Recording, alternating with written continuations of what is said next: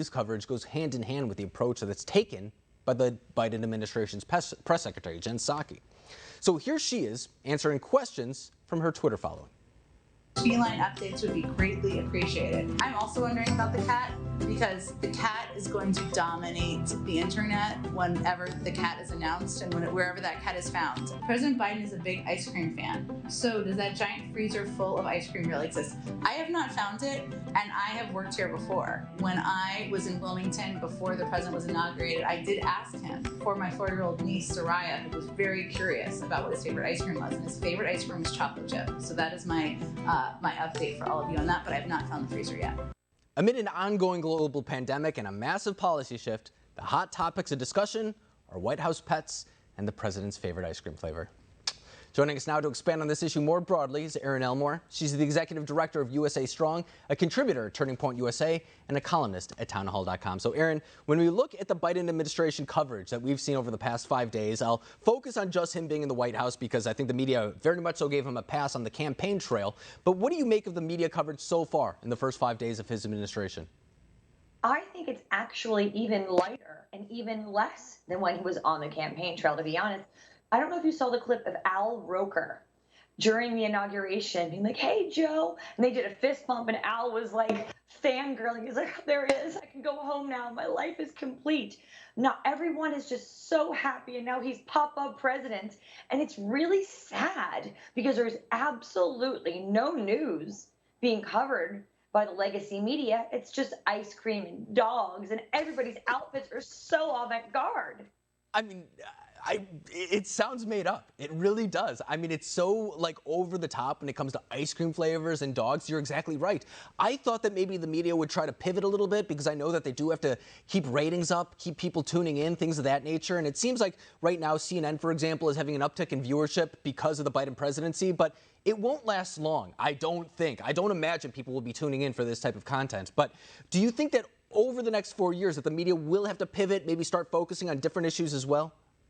I think they're businesses, as we know they're businesses. And if the ratings continue to climb with having Joe Biden recite the alphabet and 1 fish, 2 fish, red fish, blue fish, then they're probably going to keep doing this.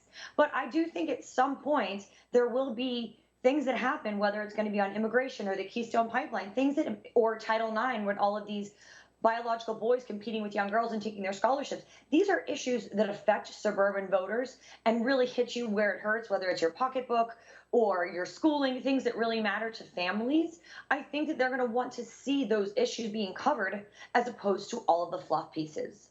And, you know, for the past couple of, I'll call it weeks, a lot in the media has been saying, you know, I can't wait to turn the page on the Trump presidency. I can't wait to get President Trump out of here. All the people that were focusing on trying to deplatform him from social media were saying things to the nature of now we don't have to worry about his tweets. But I've noticed that they can't give him up either. Over the weekend, for example, on CNN, they were saying, are we addicted to Trump? What is Trump's next move? Is he starting a third party?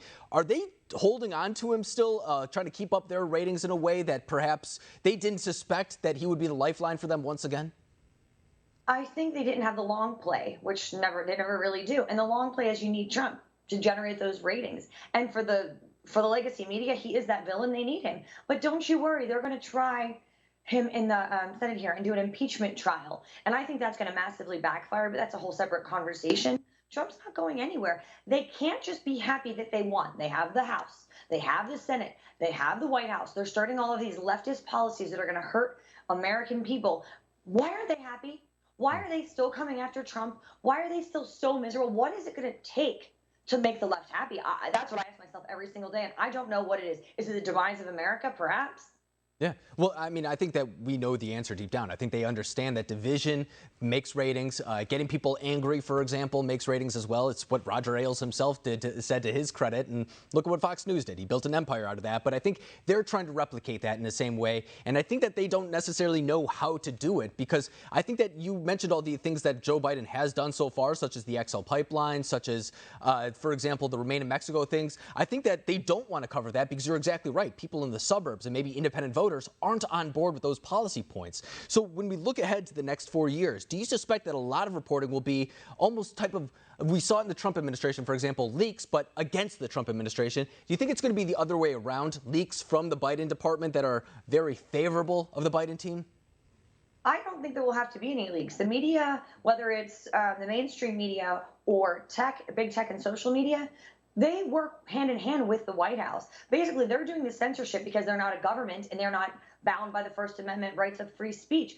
I don't think there's going to be any leaks that are necessary. I think that they're going to feed the media whatever talking points they want, whatever stories they want, whatever narratives they want. And it's going to be just a kumbaya. Everyone's going to work hand in hand, and we're going to have a lot of secrets, a lot of things that we don't know. Hopefully someone inside will realize what they're doing isn't quite right, and they're going to come out and say, okay, Joe Biden's not really well here. The person that really pulling the strings is X. That's what I want to know. Who's actually calling the shots here? Well, and I think that's going to be interesting to keep an eye on over the next couple of months as well, because it seems that Joe Biden, he really wants to try to reach across the aisle to Republicans. That's at least what he's putting out there right now. But you know that members within his cabinet, within his administration, don't want that. And it's going to be interesting to see who has the last call at the end of the day. Is it Joe Biden? Or is it the people, as you say, who are probably really pulling the strings behind the figure that we see of Joe Biden? I think you're exactly right to say that. But Erin Elmore, I appreciate you coming on the program tonight. You and I are going to be busy for the next 4 years because not many other people are going to be applying scrutiny. So thanks for coming on tonight. Always a pleasure, and I enjoyed my time with you. So, hey, I'm happy to be busy with you. Well, you're going to be busy over the next 4 years, I was saying, but still ahead.